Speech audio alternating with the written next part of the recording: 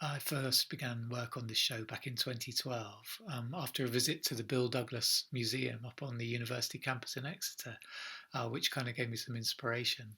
And initially, it was a collaboration between myself and Benjamin Borley, the visual artist.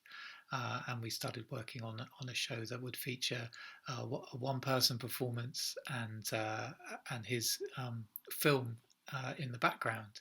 And then to those films, we also added a score by the Dolwood Rocket. Again, he's another Devon-based artist, and that was the original version of the show.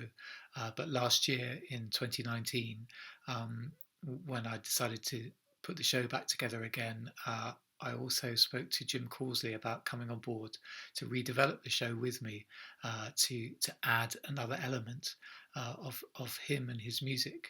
And so I said yes, and then I looked at what it entailed and thought, oh God, what have I agreed to now? but no, it's just very good fun, and yeah, and it's taken me in a direction that I've not been in before actually. So we've got some original songs in the show, and we've got some Shakespeare that I've set to music, and some traditional songs as well that seem to fit with the theme of the show. And it's quite different because obviously Charlie had used a lot of footage in the original show, and now we've still got a lot of that footage, but some bits we've replaced with, because now we've got me, as well as being a musician, I'm being the character of Ariel, and so I can interact with Charlie's characters in the show as well. But I don't speak; I only sing. I only sing my lines. So that's been quite an interesting way of going about it. And we had to sort of imagine how Ariel fitted into this world of Clarke Andrews Tempest, which is a little bit different from the original Tempest. Happening many hundreds of years later in the sort of 1930s. And so, yes, that's how it came about. Putting Shakespeare together with silent film, I can't say it's an original idea, because as soon as people started making films, they started adapting Shakespeare, and there's a great version of The Tempest from about 1911 that you can watch online. So those two things, I think, they go together really well.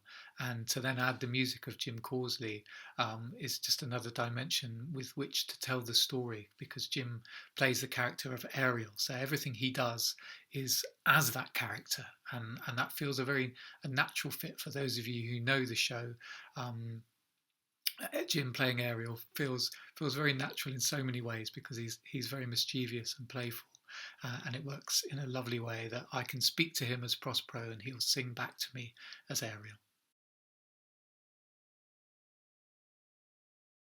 One of the things that I find fascinating is just how many silent films are lost films when you go back looking for to see if there was an adaptation, say, of a particular book. You'll quite often get a list up, and there'll be an entry for the Count of Monte Cristo or whatever, and it will say lost. And there's something quite sad about that to me, even though there is so much content out there for us all to watch. The idea of so many of these films being lost is quite sad, and that in a way is kind of the inspiration for Clarke Andrews. He is a lost silent film star, and of course, particularly in the early days of film, actors weren't really credited. So it wasn't until people like Charlie Chaplin and became big stars that people actually knew their names, and often characters will become famous just with a first name, which may or may not have been their name. So really, in some ways, the inspiration for Clarke Andrews and for this show is for all those lost stars, all those forgotten films, the ones that burned up in the can and have never been seen, for 100 years or more.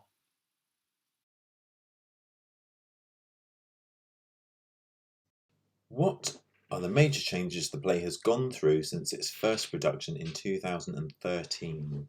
Well, I can't really comment on that because I wasn't there in 2013, so I don't know what Charlie did. But I think what I do know is that the addition of Ariel is the biggest change that it's had, whether that be for for the good or not, the detriment. No, it's what that's done as it's sort of given an additional device to Charlie, to someone else to bounce off of, and also the live music obviously adds quite a different element, as well as a visual element that you don't have with a recorded musical device. And also, Ariel sort of interacts and doesn't interact in a way. It sort of almost plays with Clarke Andrews and the various other Tempest characters throughout the play. And yes, it adds a bit of a. It almost adds like another sort of segue person that the audience can kind of interact with, because Ariel can kind of go to the audience, which obviously Charlie couldn't do to himself back in the day, 2013.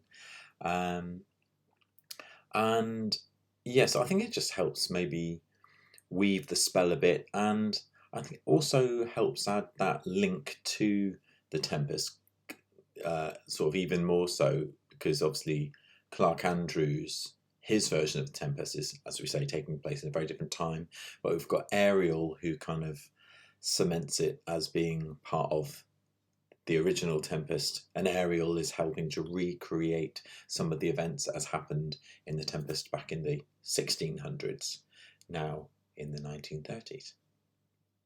When we restaged the show last year in 2019, we did quite a lot of editing some of the Shakespearean text, because all the text in the show is from Shakespeare's play, and we see Clarke Andrews as a silent character in a way, although he speaks as the Shakespearean characters when he becomes sort of entranced by them. We never hear him speak in his own voice. So there was a bit of tweaking with that, and then there was also quite a lot of tweaking with the filmed elements. So we needed to incorporate Jim into the mix with all Jim's songs and interactions. It just meant that we needed to simplify and reduce down the amount of video cues that we have. So we streamlined, but then added.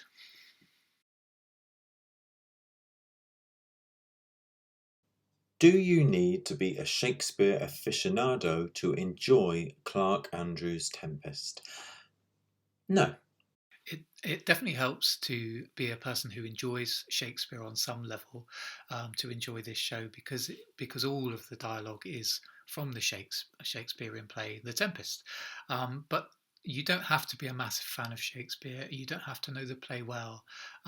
But if you do know the play well, then it does enhance your enjoyment of what's going on, because you'll be able to really kind of think, oh right, yeah, no, that's from that bit. But the show isn't designed to be so much of an obvious narrative piece.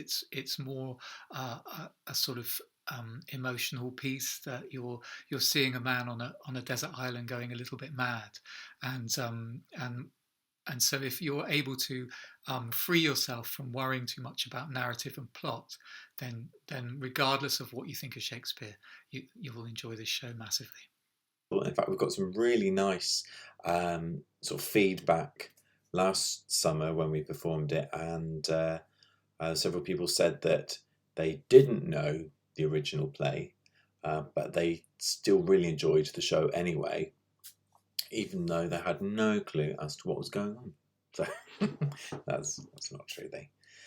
I think you can get the gist of it. I think you get the idea, even if you don't know Shakespeare that well. I mean, I don't know anything about Shakespeare at all, actually. So I've learnt quite a bit.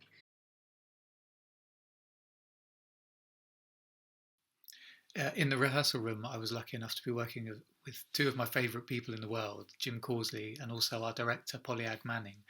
And so just spending time with them, working with them, I've worked with both of them before on different projects.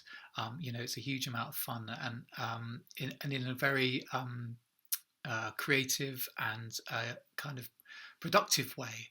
And because we know each other well, we're able to be, very direct. So Polly is able to say to me, "Don't do that," or do you know what I mean? And so we had a really enjoyable time. And we're also lucky we had two of the guys from Navet Bet join us for a day to work on some of the sequences, and that was obviously always going to be enormous fun, because they're just so completely brilliant and funny and crazy. So we had a lot of fun that day in particular. Most memorably, we got to work with the guys from La Neve Bet, Exeter Theatre Company, who are, well, how can you describe them? They're fantastic. I've been a big fan for many years. Got to see them over the years in the Phoenix in Exeter and other festivals. And they gave us some sort of mini workshops and helped us work through some elements of the play, in particular Charlie's various roles, because he does have to play an enormous amount of different roles in this production. And I had great fun watching Charlie being put through his paces, and it made to take characters to quite big extremes that perhaps we might not have done off our own backs, used to say. And I think we sort of turned it up to 11, and then we dialed it back a bit and met somewhere in the middle for some of the characters. And that was great experience, very good fun.